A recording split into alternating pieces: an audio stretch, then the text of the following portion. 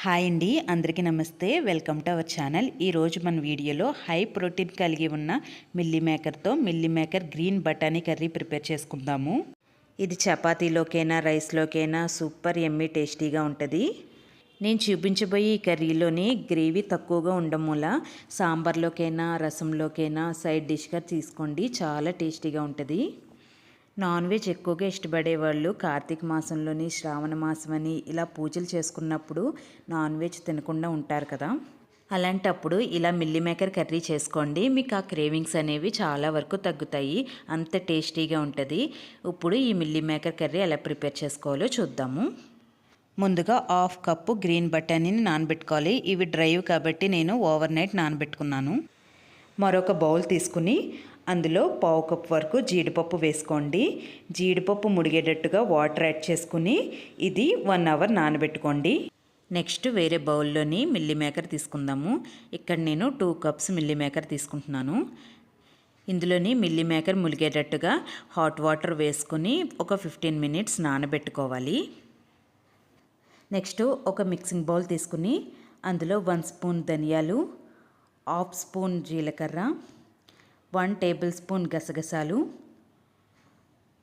2 యాలకులు, చిన్న దాల్చిన చెక్క, 4-5 లవంగ ముగ్గలు వేసుకుని మూత పెట్టుకుని మిక్సీ వేసుకోవాలి. ఈ విధంగా మిక్సీ వేసుకోవాలి.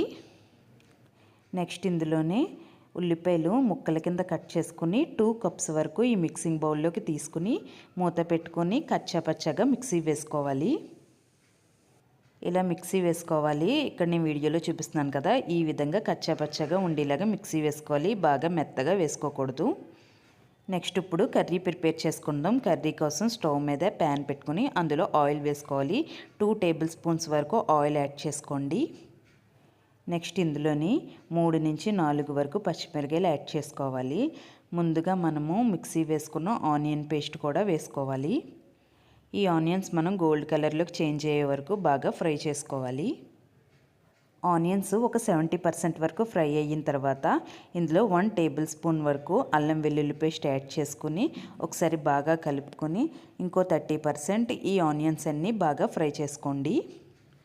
ఆనియన్స్ బాగా ఫ్రై అయిపోయినాయి కదా, ఇప్పుడు ముందుగా మనం హాట్ వాటర్లోని మిల్లీ మేకర్ నానబెట్టుకున్నాం కదా, అది కంప్లీట్గా చల్లారిన తర్వాత ఇలా స్క్వీజ్ చేసుకుని అన్నీ ఇందులో వేసుకోవాలి. నెక్స్ట్ ఇందులోని ముందుగా నానబెట్టుకున్న 1 కప్పు బఠానీ, 1/2 కప్పు జీడిపప్పు కూడా వేసుకోవాలి. నెక్స్ట్ ఇవన్నీ ఒకసారి కింద నుంచి పై వరకు బాగా కలుపుకోవాలి. ఇప్పుడు ఇందులో స్పైసెస్ యాడ్ చేసుకుందాము.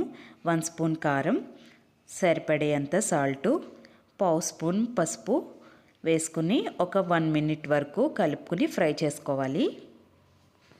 నెక్స్ట్ ఇందులో వాటర్ యాడ్ చేసుకోవాలి. ఇక్కడ నేను 400 గ్రామ్స్ వాటర్ యాడ్ చేసుకున్నాను.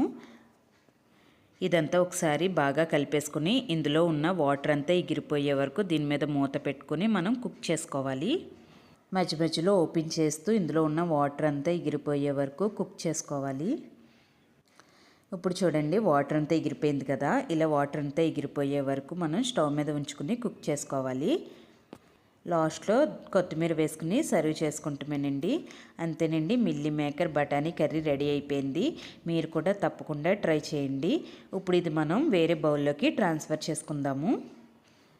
వెయిట్ లాస్ అయ్యే వాళ్ళకి ఇలా తక్కువ గ్రేవీతోని ఎక్కువ మిల్లీ మేకర్ వేసుకుని చేసుకున్నట్లయితే ఎక్కువ కర్రీ పెట్టుకుని తక్కువ రైసు చపాతీ పెట్టుకుని తింటే మీ టమ్మీ అనేది ఫిల్ అయిపోద్ది. రైసు చపాతీలోని క్యాలరీస్ ఎక్కువ ఉన్నా అది తక్కువగా తీసుకున్నా ఇలా క్యాలరీస్ తక్కువ ఉన్న కర్రీని ఎక్కువగా పెట్టుకుంటే మీ కడుపు నిండుగా తినొచ్చు. మీరు కూడా ఈ కర్రీ మీ ఇంట్లో ట్రై చేసి మీకు ఎలా కుదిరిందనేది నాకు కామెంట్ సెక్షన్లో తెలియచేయండి. ఈ వీడియో కనుక మీకు నచ్చినట్లయితే లైక్ చేసి షేర్ చేసి సబ్స్క్రైబ్ చేసుకోండి. Thank you.